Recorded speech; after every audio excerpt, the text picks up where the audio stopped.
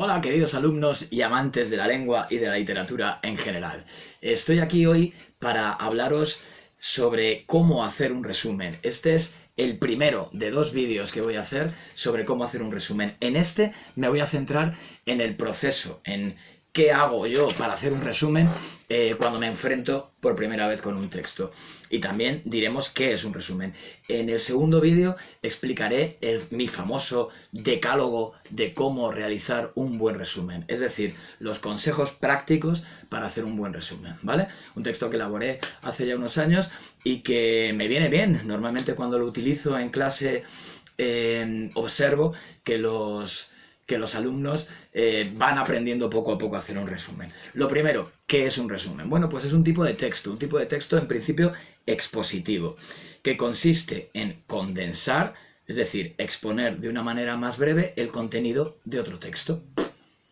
Así de fácil. Entendido texto en sentido amplio. Puede ser oral o escrito. Cualquier mensaje completo. Así que yo puedo hacer el resumen, como bien sabéis, de un libro, de una película, de una conversación, de un texto cortito que me pongan.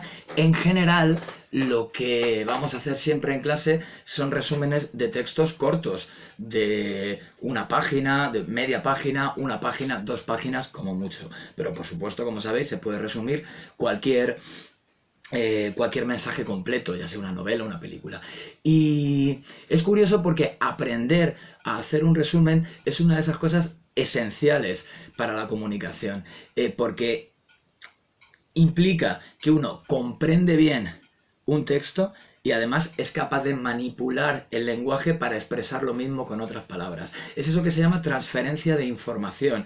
En este caso, una información larga, extensa, la convertimos en una información más breve. Y ya digo, parece una tontería, pero es una de las operaciones del intelecto más importantes, seguramente una de las cosas más importantes que va a aprender un chaval a lo largo de su trayectoria educativa. Así que debemos concederle la importancia que tiene y tenemos al menos que hacerle un hueco en las programaciones, cosa que no siempre pasa porque estamos dando, ya sabéis, tonterías como el complemento predicativo, el complemento de régimen y esas cosas.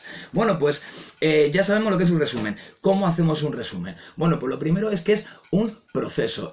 Hacer un resumen es una de esas actividades prácticas que no se aprenden de ninguna manera si no se practican. Si uno escucha, si ahora mismo veis el vídeo, decís, oye, qué bien, qué bonito, y no intentáis hacer un resumen, jamás vais a saber hacer un resumen. Hay que hacer uno, hay que hacer dos, hay que hacer 10, hay que hacer 20 resúmenes hasta que uno aprende a hacer resúmenes bien. Así que es un saber práctico. Ya digo, tiene una teoría que yo voy a intentar aquí explicaros, pero al final, si no hacemos práctica, nunca vamos a aprender a hacer un resumen. Así que ya sabéis, hacer los resúmenes que proponga. Lo segundo que quiero decir es que voy a dar una serie de consejos prácticos, ya digo, en el siguiente vídeo, el decálogo para realizar bien un resumen, pero hacer un resumen no tiene una receta mágica. No hay nada que yo os pueda decir exacto para que os salgan los resúmenes directamente. Es más, muchas de las cosas que yo veo en páginas web o que me han dicho a lo largo de mi vida académica como muy importantes para el resumen, me parecen ideas falsas, me parecen falacias que habría ya que desterrar. Por ejemplo, aquello del subrayado. Lo primero que hacen los alumnos cuando les pides que hagan un resumen es coger un lápiz y ponerse a subrayar el texto. Yo no sé para qué. Yo no subrayo nunca un texto, jamás, para hacer un resumen. Y me salen bien. ¿Para qué hay que subrayar un texto? Es más, ya podemos llegar ya a la falacia máxima cuando llegamos a los colorines. Yo he llegado a oír, pero me he tragado clases enteras hablando de que con un color hay que subrayar las ideas principales, con otro las ideas secundarias, con otro las ideas terciarias, luego le haces un círculo a la idea principal. Bueno, pero ¿todo esto para qué sirve? Yo no lo entiendo. Es más, he observado que es casi contraproducente porque veo muchos alumnos que subrayan partes del texto que consideran importantes y después lo que hacen para resumir es juntar todo eso, copiar otra vez todo eso que han subrayado y creen que eso es un resumen. Y eso no lo es, como enseguida veremos. Otra falacia que suelo oír es la de la extensión. Un resumen debe tener como mucho una tercera parte del texto que se quiere resumir. ¿Por qué? O sea que si yo resumo El Señor de los Anillos, que son 1000 páginas, el resumen deberá tener unas 333. ¿Por qué? el resumen puede ser tan largo o tan corto como queramos. Entonces somos los profesores o el que sea el que decide cómo debe ser el resumen. Nosotros en este curso y en general vamos a intentar hacer resúmenes de unas 5 o 10 líneas. ¿De qué? Bueno, pues lo podríamos hacer de cualquier cosa, pero lo vamos a hacer de un texto de más o menos una página. Vamos a intentar dejarlo en unas 5 o 10 líneas. Es decir, vamos a intentar hacer resúmenes cortos, sucintos, que expresen de una manera muy condensada la información de otro texto, ¿vale? Pero ya digo, los podríamos hacer más largos. Todo depende de lo detallado o lo condensado que queramos hacer ese resumen, ¿vale? Venga, vamos ya al proceso. ¿Qué hago? Yo tengo un texto. ¿Qué es lo primero que tengo que hacer? Pues lo primero, una lectura rápida. Una lectura rápida en la que voy a intentar localizar sobre todo dos cosas. Una, el tema, de qué trata el texto, de manera muy general. Segunda, el tipo de texto. Si el texto es narrativo, descriptivo, expositivo, si es dialogado o si es una argumentación. Esto es importantísimo porque va a marcar el tipo de resumen que vamos a hacer. Entonces, uno, lectura rápida. Segundo, una segunda lectura pormenorizada, en la que ya sí tenemos que comprender todo el texto. Si estamos en casa y hay palabras que no se conocen, utilizaremos el diccionario. Si estamos en un entorno en el que no podemos usar el diccionario, por ejemplo un examen, pues tendremos que utilizar el conocimiento por el contexto, pero tenemos que comprender todo el texto. La mayor parte de los resúmenes que veo que fracasan en las clases es porque los alumnos simplemente no han comprendido lo que quiere decir el texto. Y si no comprenden el texto, no hay manera de resumirlo. Por eso es tan interesante la operación del resumen, porque demuestra realmente que el alumno ha comprendido el texto. Entonces, primera lectura rápida para sacar el tema y el tipo de texto. Una segunda lectura ya pormenorizada. Tercera, vamos a intentar ya una primera oración que nos va a servir de marco. A mí me parece que todo resumen en el que no se coloca una distancia entre el texto y la persona que resume, es decir, todo texto en el que no se marca claramente que se está haciendo un resumen está mal. Me explico. Leemos un texto cuyo título es Las 8 maneras de dar cuerda a un reloj. Bueno, pues para muchos es un buen resumen empezar diciendo hay 8 maneras de dar cuerda a un reloj. Es decir, comenzar directamente con las ideas del texto. Para mí esto está mal. Nosotros no somos el autor del texto. Si empezamos a decir hay 8 maneras, parece que estamos realizando el texto nosotros.